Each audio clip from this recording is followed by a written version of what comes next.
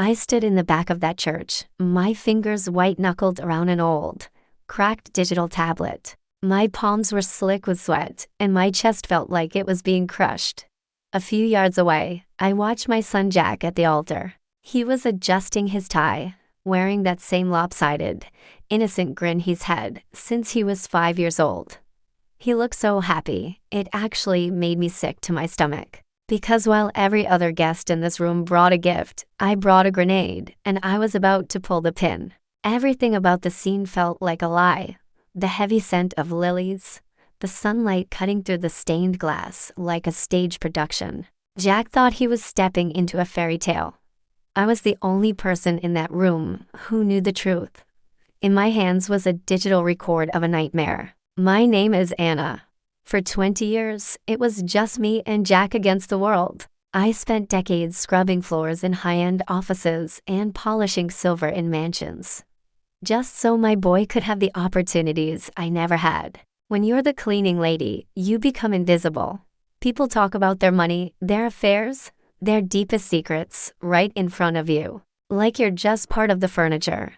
But that invisibility, that's a superpower. I learned to spot the difference between real class and a cheap act. I learned to see who people really were when they thought nobody was watching. And let me tell you, Jessica was playing the role of a lifetime. The day Jack introduced us, my gut didn't just whisper, it screamed. Despite the polite smile and the way she held his hand, her eyes were like ice. The second Jack turned his head, the warmth would just evaporate. It was the look of a predator watching a prize. Red flags were everywhere if you knew where to look.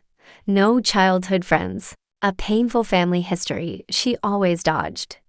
Not a single photo of her life before Jack. The final proof came at that fancy French restaurant Jack loves. Jessica was charming the table, describing her childhood in a private village in Provence. She spoke of lavender fields and ancient stone walls like she was reading a travel brochure.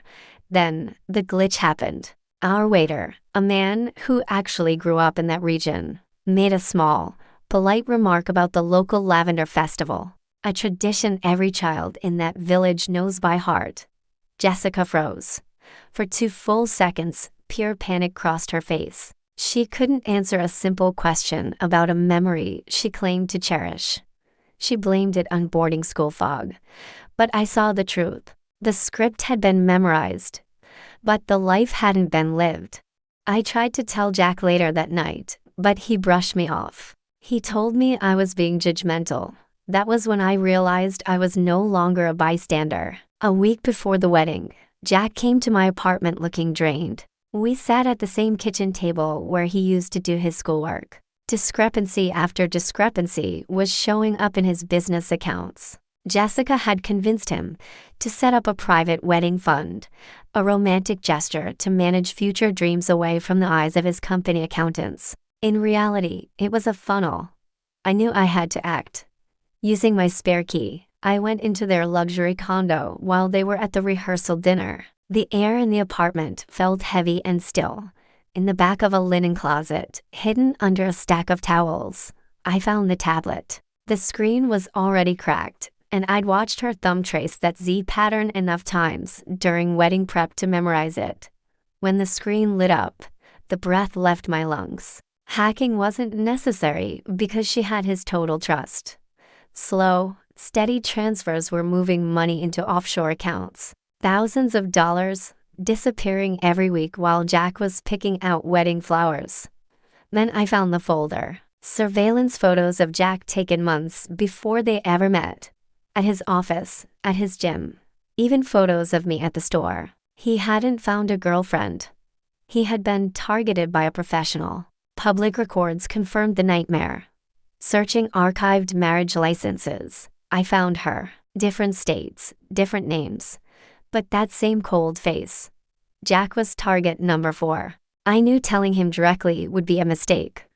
On his wedding day, the truth had to be undeniable. While assisting as the mother of the groom in the bridal suite, I tucked my phone deep into a floral arrangement on the vanity, with the recording app running in silence. I knew that once she was alone, the mask would fall. And it did.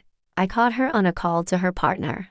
Laughing about how easy Jack was, I heard her say, clear as day, the fund is almost full. By the time the honeymoon starts, I'll be halfway to the airport and he'll be broke. Hearing her talk about my son like he was a paycheck, it was the hardest thing I've ever done. When the priest reached the part about objections, the church fell into a suffocating silence. I stood up and walked down that aisle. The sound of my heels on the marble was the only thing anyone could hear. Every guest turned. Every head moved. I reached the front, and I handed Jack that old, cracked digital tablet, the screen already glowing with the evidence of the bank transfers. Jack, I whispered, I love you. And because I love you, I can't let you marry a woman who doesn't exist. The music stopped. The bridesmaids froze. Jessica stood there in her white lace, but the angel was gone. Confusion and anger flashed across my son's face. But as he started to swipe through the tablet, the color drained from his skin. The photos, the offshore transfers, the marriage licenses from other states. He was looking at the woman he loved and realizing she was a complete stranger. The final blow was the recording. Jack pressed play, and Jessica's voice filled the church, echoing against the high ceilings, casual and cold. This one is so trusting, she said on the tape. By the time the honeymoon starts, the fund will be drained and I'll be gone. The silence that followed was absolute. Jack looked up, and for the first time, he saw the predator behind the veil. There were no tears from Jessica. No excuses. A professional knows when a job is over. The cleaning lady had finally taken out the trash. With one look of pure, icy hatred toward me, she turned and walked out the side door. A car was already waiting at the curb. She left her veil on the floor and vanished. The wedding was over. But my son was safe. Jack sat on the altar steps for a long time. The guests filtered out, leaving us alone. Shadows from the stained glass stretched across the empty pews. It was heartbreaking. But the alternative was a lifetime of ruin. We ended up at the old diner later that night, the same place where we used to share a single burger when we were broke. Under the flickering neon signs, Jack finally looked like himself again. The weight had been lifted. He looked at me, his eyes tired but clear, and said, "You saved me, Mom." I just hugged him.